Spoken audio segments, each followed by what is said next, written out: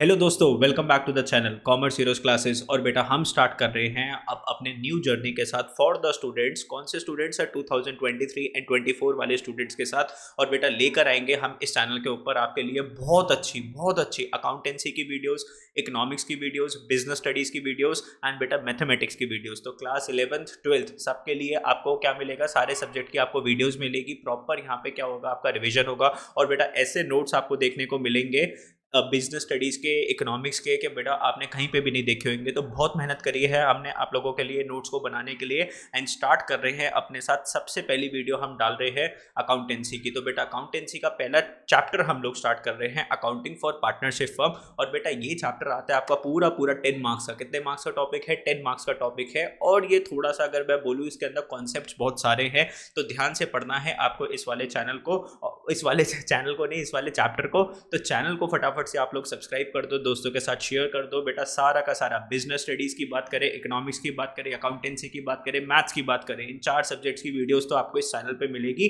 Class 11th के बच्चों को भी, क्लास 12th के बच्चों को भी।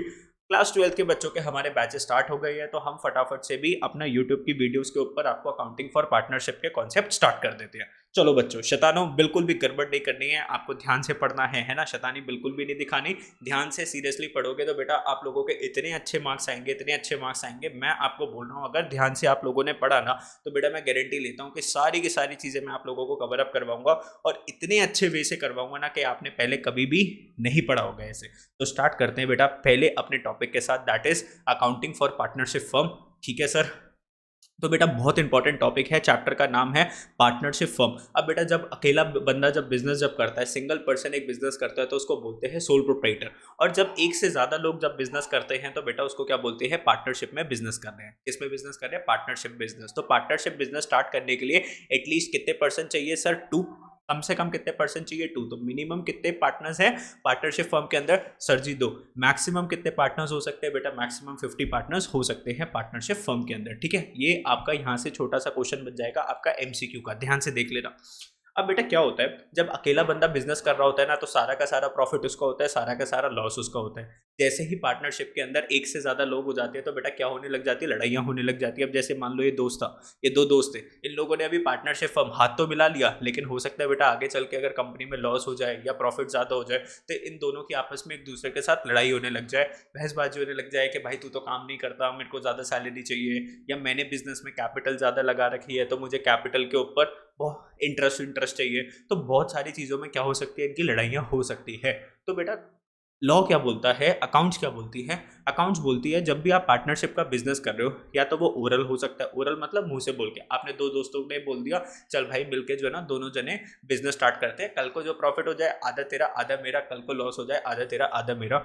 ठीक है? लेकिन आगे चल के क्या हो सकती है? लड़ाई है। तो हम क्या बोलते हैं? पार्टनरशिप का बिजनेस कैसे करना चाहिए? आपको हमेशा रिटर्न होना चाहिए। और जब भी आप अपने पार्टनरशिप के बिजनेस को रिटर्न करवा लेते हो, एक रिटर्न एग्रीमेंट बना लेते हो, लीगल डॉक्यूमेंट बना लेते हो, तो बेटा उसको क्या बोलते हो? Partnership deed. जब भी आप लोग देखो, आप लोग पढ़े लिखे बच्चे हो, कल को आपको जब भी बिजनेस करना है ना, कोई आपके साथ चीटिंग नहीं कर पाएगा, तो आपको डॉक्यूमेंट कैसा बनाना चाहिए? पार्टनरशिप डीड रिटर्न बना लेनी चाहिए। उसके अंदर सारे टर्म्स एंड कंडीशंस लिख लो कि हम इतने पार्टनर्स हैं, हम इस तरीके से सैलरीज मिलेगी हम लोगों को, इस तरीके से हम लोग आपस में कमीशन वगैरह शेयर करेंगे। ठीक है? ये सारी चीजें आगे चल के मैं आप लोगों को बताऊंगा। अब बेटा सबसे पहले आती है अपनी डेफिनेशन। सर किस चीज़ की डेफिनेशन आती है बच्चों? पार्टनरशिप की डेफिनेशन आती है। तो देखो क्या लिखा हुआ है, पार्टनरशिप क्या है सर? ये रिलेशन है बिटवीन द पर्सन्स। तो बेटा थ्योरी आ जाती है आपकी अकाउंटेंसी की। अगर हम बात करें, आपको पता है अकाउंटेंसी के अंदर 7-8 मार्क्स की आपको 80 मार्क्स में से क्या दिख जाती है? थ्योरी दिख जाती है। तो जो इंपॉर्टेंट थ्योरी है वो मैं आप लोगों को क्या करवा दूंगा? पढ़ा दूंगा ना क्लास के अंदर। आपको क्या करना है? चैनल को सब्सक्राइब करना है, दोस्तों के साथ शेयर करना है कि यार सर इतने अच्छे से हम लोगों को पढ़ा देंगे। ठीक है?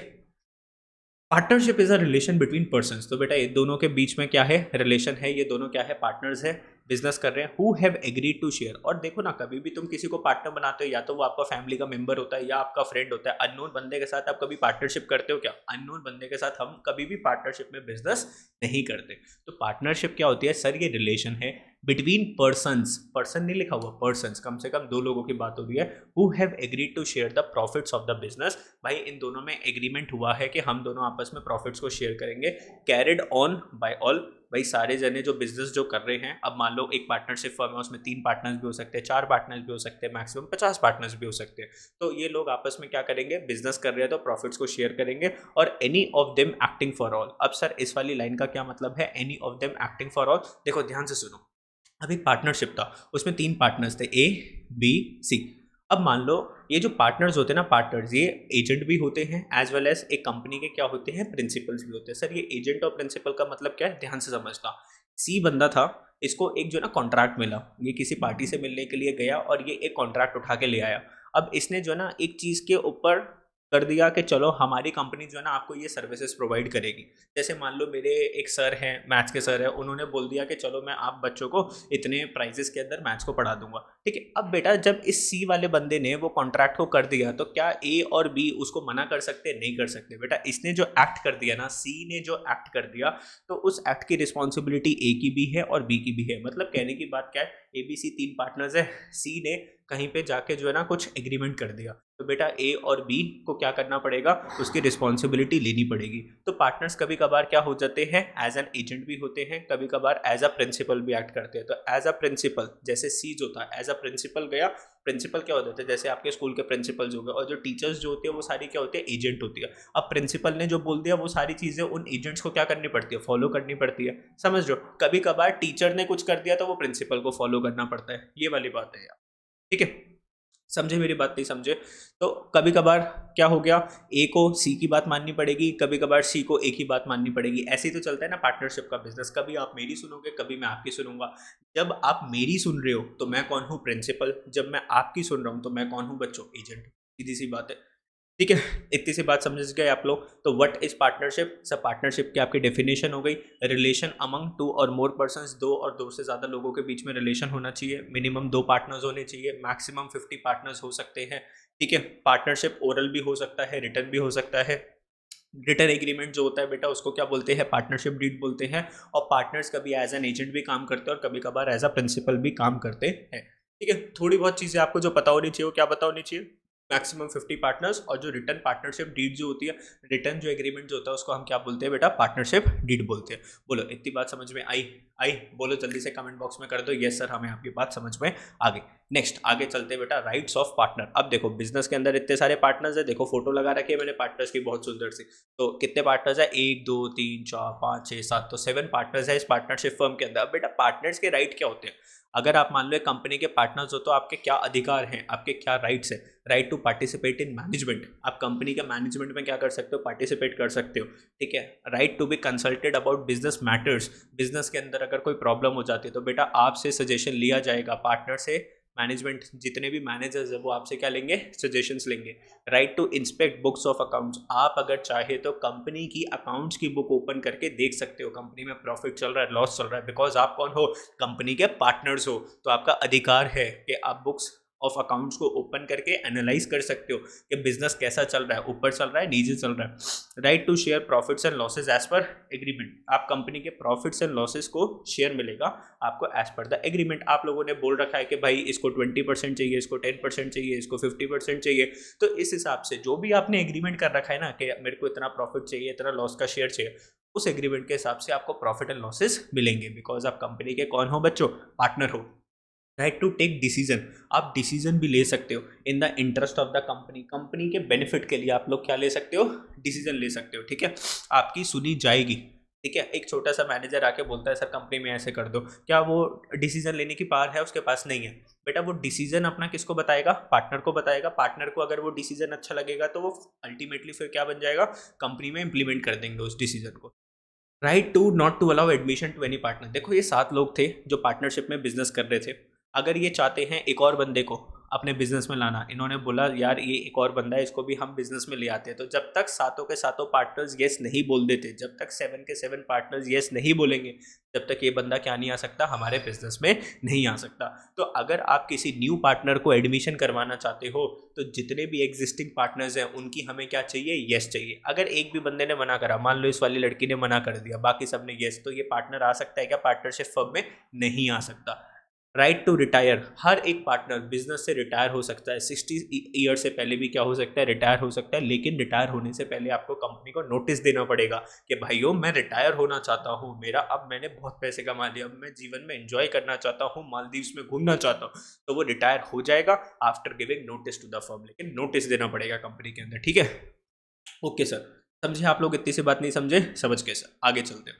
बेटा पार्टनरशिप डीड की अगर हम बात करें तो एक ऐसा डॉक्यूमेंट होता है, it is a legal document, और लीगल डॉक्यूमेंट है और कैसा होता है, ये रिटर्न होता है। तो यहाँ पे बहुत सारी बच्चों टर्म्स एंड कंडीशंस लिखी होती है, यहाँ पे एक स्टैंप लगी होती है, और फिर आप इसके बाहर मतलब इस मतलब इसके अलावा आपको और कुछ नहीं मिलेगा। आपको बोल दिया कि इतनी सैलरी मिलेगी तो इतनी ही सैलरी मिलेगी, इसके बाहर आपको कुछ भी नहीं मिलेगा। तो बेटा ये जो पार्टनरशिप डीड है इसके अंदर क्या लिखा होता है, इसमें लिखा होता है डिस्क्रिप्शन ऑफ पार्टनर्स, पार्टनर्स के बारे में लिखा हुआ है कि भाई इसके कौन कौन सी डिग्रीज है, कि कितना एक्सपीरियंस है, कौन सी जॉब प्रोफाइल संभालेगा, ये पार्टनर टैक्स डिपार्टमेंट देखता है, ये पार्टनर सेल्स डिपार्टमेंट देखता है। डिस्क्रिप्शन ऑफ फर्म, कंपनी के बारे में लिखा होगा कि कंपनी कौन कौन सी सर्विसेज प्रोवाइड करती है। प्रिंसिपल प्लेस ऑफ बिजनेस, अब देखो बिजनेस के ना बहुत सारे ब्रांचेस होते हैं, लेकिन एक होता है हेड ऑफिस जिसको बोलते हैं हम लोग मेन ब्रांच। तो बेटा उसको बोलते हैं प्रिंसिपल प्लेस ऑफ बिजनेस, जहाँ पे सबसे इंपॉर्टेंट काम चल रहा होता है जिस ब्रांच के अंदर, उसको बोलते हैं principal place of business. Principal मतलब main, main place of business, ठीक है।